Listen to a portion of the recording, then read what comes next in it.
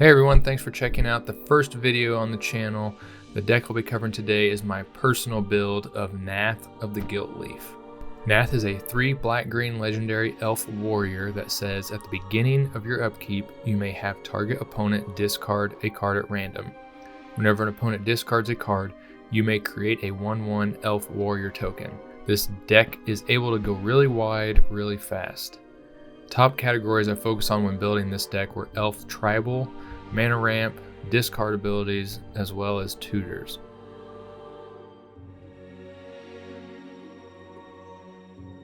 First up we have Sadistic Hypnotist, by far the most synergetic card in the deck and the one we will be most often tutoring for. Sadistic Hypnotist is a 3 black 2/2 human minion creature. It says sacrifice a creature, target player discards 2 cards. Activate this ability only anytime you could cast a sorcery. So with Nath out, we'll be able to have at least 1 token on the board due to Nath's ability at our upkeep. Then we cast Sadistic Hypnotist and can sacrifice the token to have an opponent discard 2 cards. This gets us 2 more tokens, and we're able to rinse and repeat until we have wiped our opponent's hands and created a ton of elf tokens.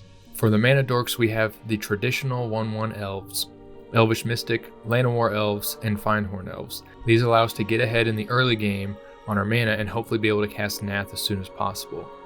A couple other mana generating elves are Heritage Druid and Lorwyn the Nurturer. Both of these cards are able to create a ton of mana due to the amount of elves that we will be generating. Next we have the Lords. These creatures give all our elves +1/+1 while also doing other things. With Imperious Perfect, we're able to pay a green and tap to create a 1/1 elf warrior token. Dwynnin nets us 1 life for each attacking elf we control, and Canopy Tactician taps for 3 mana. Now we have 2 of the OG elf lords. Elvish Archdruid not only gives our elves +1/+1, but it taps for green equal to the number of elves we control. And Eladamri Lord of Leaves makes it to where none of our elves can be the target of spells or abilities. It also has the nice added bonus of giving them Forest Walk if any of our opponents have a forest in play. Nadir, Agent of the Descanal, works great in this deck. Whenever we use our elf tokens to chump block or sacrifice them with Sadistic Hypnotist, it gets +1/+1. Not only that, but when Nadir leaves the battlefield, we can create 1/1 elf tokens equal to its power, and as you can imagine, this card gets out of hand very fast. Azuri has 2 of the best abilities on a card in the deck.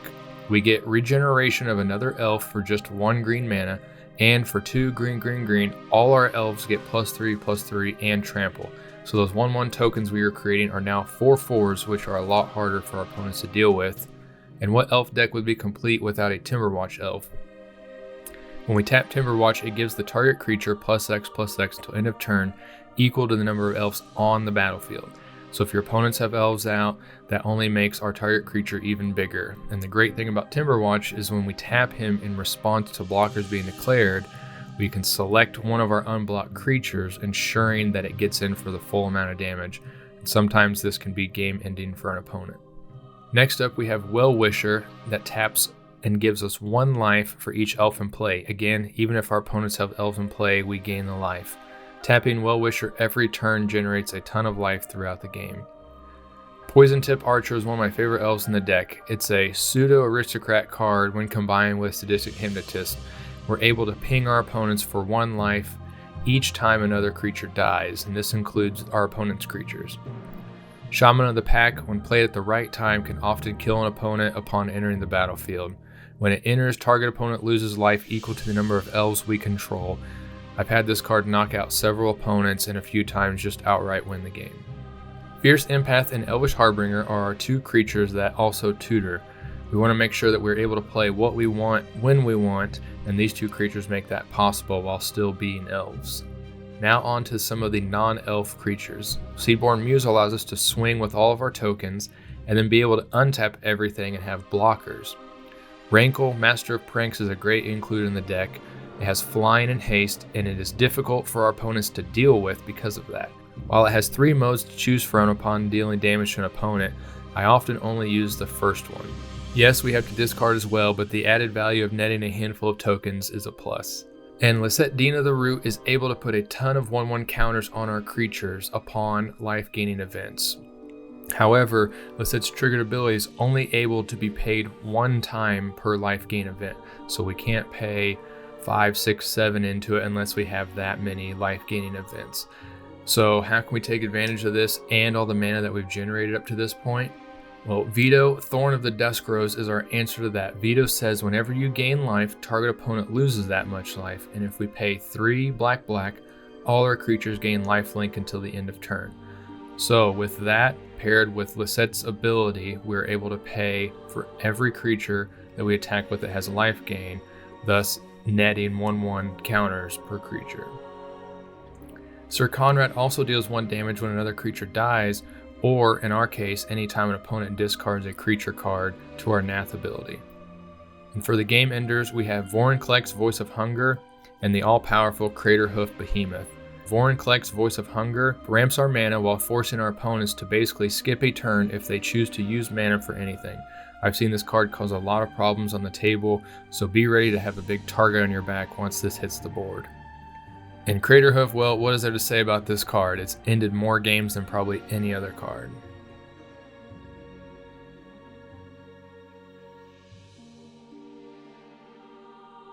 First up for artifacts, we have Lightning Greaves and Darksteel Plate. Most of the time, these are going to be put on Nath because we want to keep our main value engine on the field, so these two are a great add to the deck. Geth, Grimoire, and Memory Jar also add a ton of value. Geth gets us a free card anytime an opponent discards a card, which is a lot in our case. And when we've emptied our opponent's hand, Memory Jar is there to fill them right back up. Memory Jar says tap, sacrifice Memory Jar. Each player sets aside his or her hand face down and draws 7 cards. At the end of the turn, each player discards his or her hand and returns to his or her hand each card he or she set aside this way. So in our case, we activated on our turn. Everyone sets cards aside, they draw 7, we end the turn, they don't get to use any of those new cards but discard those cards. So with 3 other opponents, that's 21 elf tokens, and with Geth, that's 21 free cards to hand. 1000-Year Elixir allows us to use our mana dorks as soon as they hit the field, and if we pay 1 and tap, we can untap target creature, like say our Morrowind or Elvish Archdruid for double the mana that they generate. Pithy Needle is here for that one problematic card in an opponent's deck, and my meta this card is very necessary.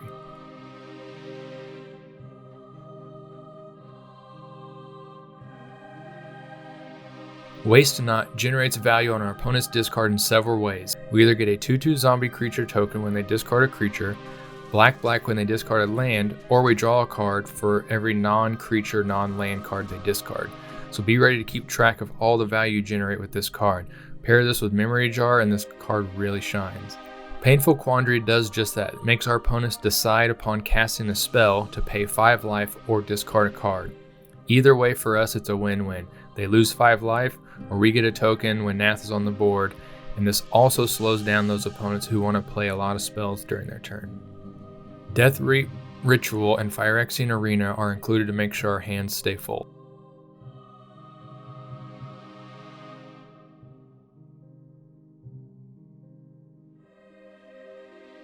Here, all these enchantments fall into the mana ramp category. Mana Reflection generates a ton of mana with cards like Morrowind or Elvish Archdruid, and if we attach Elvish Guidance to one of our lands, we're able to tap for more mana equal to the number of elves in play. So our basic swamp or forest we have now generates a lot of mana. Cryptolith Rite is here to give our elf tokens we generate more value. It allows them to tap for 1 mana of any color, and with 1000-Year Elixir out, we're able to tap our tokens for mana as soon as they hit the board, pushing us farther ahead than our opponents. Growing Rites of Itlimoc is also a great card. When it enters the battlefield, look at the top 4 cards of your library. You may reveal a creature card from among them and put that into your hand. Put the rest on the bottom of your library in any order.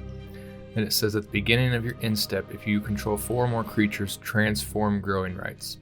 When it transforms, we're able to tap for 1 green mana, or we can tap for green mana for each creature we control. So with all the elves we generate, this single card is able to generate a ton of mana. And what elf deck would be complete without Parallel Lives? Parallel Lives says if an effect would put 1 or more tokens on the battlefield under your control, it puts twice that many of those tokens on the battlefield instead. So with Nath's ability at our upkeep, we're getting 2 elf tokens per discard. These enchantments are included strictly for value. Contamination is easy to maintain the upkeep cost of sacrificing a creature because of all the tokens we'll generate with Nath's ability. This card makes all our opponents' lands they tap generate black. If they aren't playing black, well, there's not much else they can do.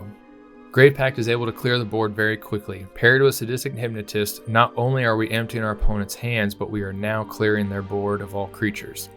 Exquisite Blood is one of my favorite black enchantments. We gain life whenever an opponent loses life.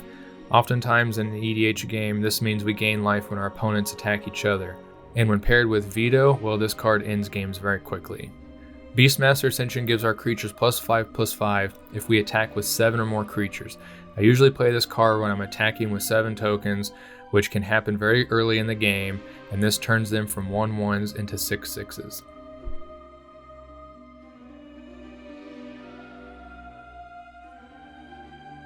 Here we have 3 of our top tutors.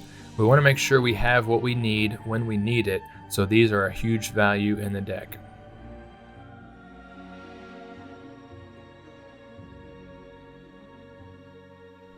Maelstrom Pulse is great against other token decks, and Ruinous Path gets rid of the problematic creature or planeswalker. Torment of Hailfire is another one of our game-ending cards. We're able to pay upwards of 50 plus into X very easily, making this card near impossible to survive outside of a counterspell.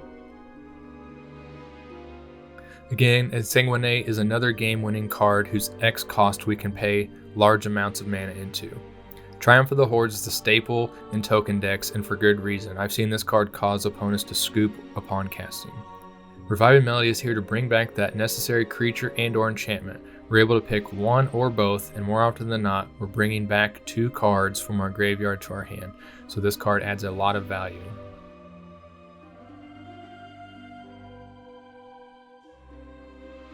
Court of Calling will most often search for Craterhoof, and Worldly Tutor finds the one elf that we need in a pinch. Vampiric Tutor is our best tutor in the deck, allowing us to instant speed to tutor a card at the top of our library for only a black mana and 2 life. Second Harvest and Elvish Ambush turn our already large token board state into an even bigger horde. These 2 cards will often help us get so wide that our opponent simply can't block everything.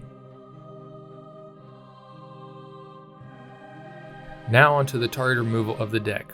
3 of these cards can be cast for no mana. If we control our commander, we can play Deadly Rollick for free, exiling a creature. If we exile a black card from our hand when it's not our turn, we can destroy all creatures that enter the battlefield with Force of Despair. And with Force of Vigor, we can exile a green card from our hand and destroy 2 artifacts and or enchantments. These add a ton of value for no mana. Most of the time though, we'll have the mana to hardcast these, but in a pinch, these cards are great. Assassin's Trophy is a great low-costed targeted removal spell. It destroys target permanent and opponent controls, and they search for a basic land to put into play.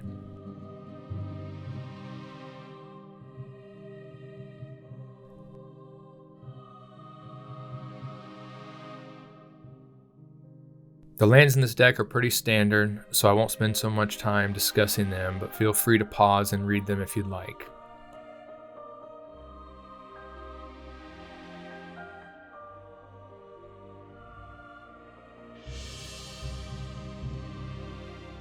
The few that I will touch on though are Gaia Reach Sanitarium, Reliquary Tower, and Westvale Abbey. Gaia Reach ensures we are causing our opponents to discard, and Reliquary Tower gives us no maximum hand size.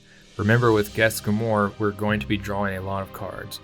And Westvale Abbey is not only a land, but if we pay 5, tap, and sacrifice 5 creatures, it flips into Ormondal Profane Prince, a 9/7 legendary demon with all the keywords: flying, lifelink, indestructible, and haste. This creature is very hard to deal with. So that's it. Thanks for checking out the video. Let me know what you guys think in the comments below. If there's anything I missed or should consider running, I'd love to hear from you to see how I can make this deck better.